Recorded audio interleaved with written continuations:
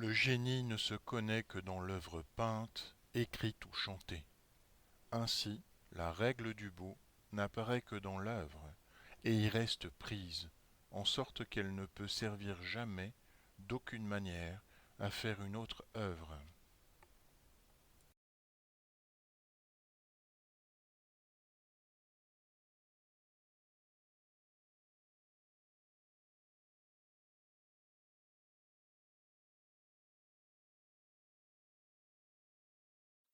La nécessité du beau dans l'art se tire donc des imperfections du réel. La mission de l'art est de représenter, sous des formes sensibles, le développement de la vie et surtout de l'esprit. En un mot, de faire l'extérieur semblable à son idée.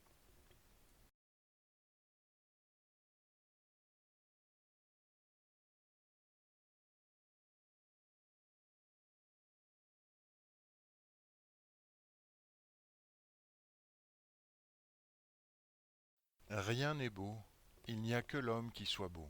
Sur cette naïveté repose toute esthétique. Cela en est la vérité première. Ajoutons-y dès l'abord la seconde. Rien n'est laid, si ce n'est l'homme qui dégénère, et voilà circonscrit le champ du jugement esthétique.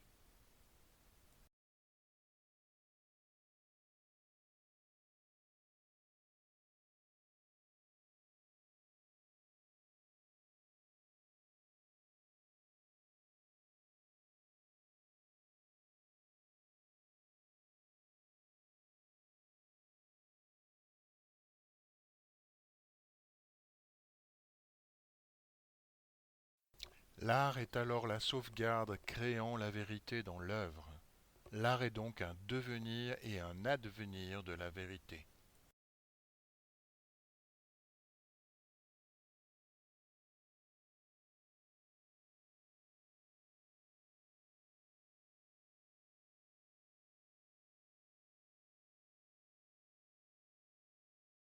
La majeure partie de l'art contemporain s'emploie exactement à cela, à s'approprier la banalité, le déchet, la médiocrité, comme valeur et comme idéologie.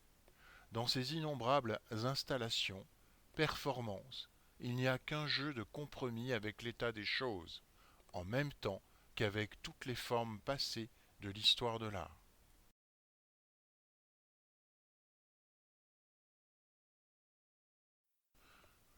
Le sens ancien du mot art est à relier à la technique et au savoir-faire, puis à la production et à la création. Ce n'est que tardivement que cette notion s'inscrit dans le système des beaux-arts, où la beauté et la définition du jugement esthétique prendront leur sens philosophique.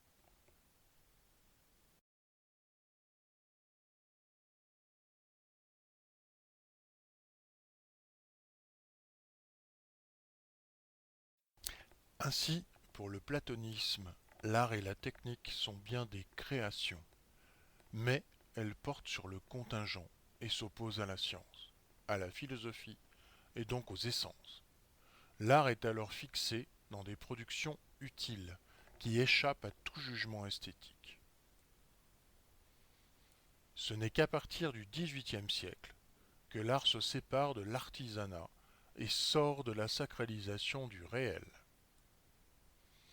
Le jugement esthétique apparaît en philosophie. Une théorie des beaux-arts s'esquisse. Kant affirme alors dans la critique de la faculté de juger qu'il n'y a pas de règle du beau, et donc de science du beau. Il n'y a que les beaux-arts qui dévoilent le génie esthétique. Seul l'art requiert autre chose que l'aptitude à savoir faire ce qui peut être appris d'après une règle quelconque. Les beaux-arts doivent nécessairement être considérés comme des arts du génie, critique de la faculté de juger.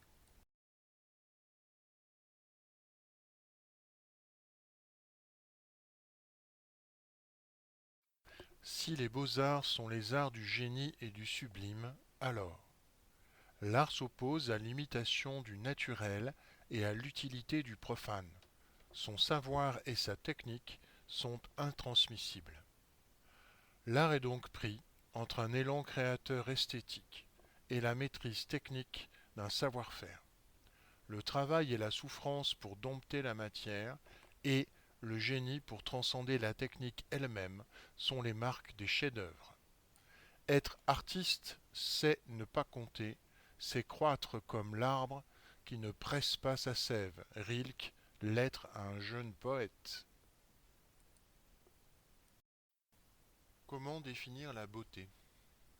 Au premier abord, le sens commun confond la beauté et la joliesse. Une œuvre est belle si elle nous plaît, c'est-à-dire si elle suscite des émotions sensibles et flatte notre goût. Il s'agit d'une confusion entre le goût et le plaisir. Le beau ne se confond pas avec la joliesse et le plaisir qui peut l'accompagner. Il n'est pas seulement un plaisir sensible. Avoir du goût esthétique, c'est pouvoir dire simultanément « cela est beau » et « cela ne me plaît pas ». Le beau est ce qui est représenté sans concept comme l'objet d'une satisfaction universelle. Ainsi, nous parlerons du beau comme si c'était une qualité de l'objet même. Kant, critique de la faculté de juger. Qu'est-ce que la beauté? Le jugement de goût, cela me plaît, est lié à l'agréable et au subjectif. Ainsi, nous n'avons pas les mêmes goûts. Pour le plaisir et l'agréable, nous concevons avec tolérance que, d'une personne à l'autre, notre sensibilité soit différente. Le jugement esthétique, cela est beau, est très différent. Personne ne dirait « cela est beau pour moi ». Il y a ainsi dans le jugement esthétique une prétention à l'universalité.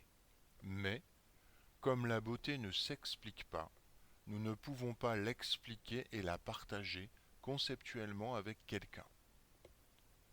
Donc, la beauté n'est pas la perfection, car elle s'inscrit dans le sensible et les formes matérielles, couleurs, sons, mouvements.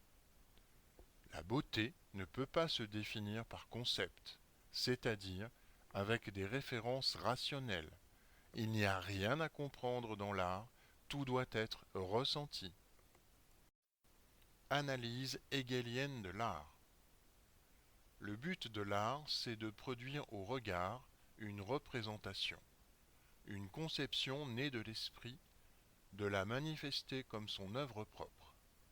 De même que, dans le langage, l'homme communique ses pensées et les fait comprendre à ses semblables. L'art ne doit pas simplement se servir de signes, mais donner aux idées une existence sensible qui leur corresponde. Hegel, esthétique.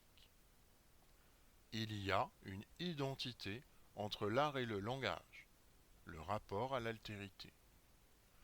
Ce sont des représentations sensibles destinées à autrui. Mais, dans un mouvement inverse, l'art va de l'extérieur sensible vers l'intérieur intelligible. Il procède de la forme vers l'idée. De plus, les signes de l'art ne sont pas arbitraires comme les langues. L'art est un système de signification universelle que tout homme peut interpréter. L'œuvre d'art est à la fois un contenu et une forme visible, mais l'œuvre d'art est à la fois spirituelle et matérielle. L'art nous éloigne-t-il de la réalité? Non, car l'art exprime la vérité sur l'intériorité de notre conscience. Il annonce l'objectivité de l'œuvre d'art en dévoilant la subjectivité de l'esprit.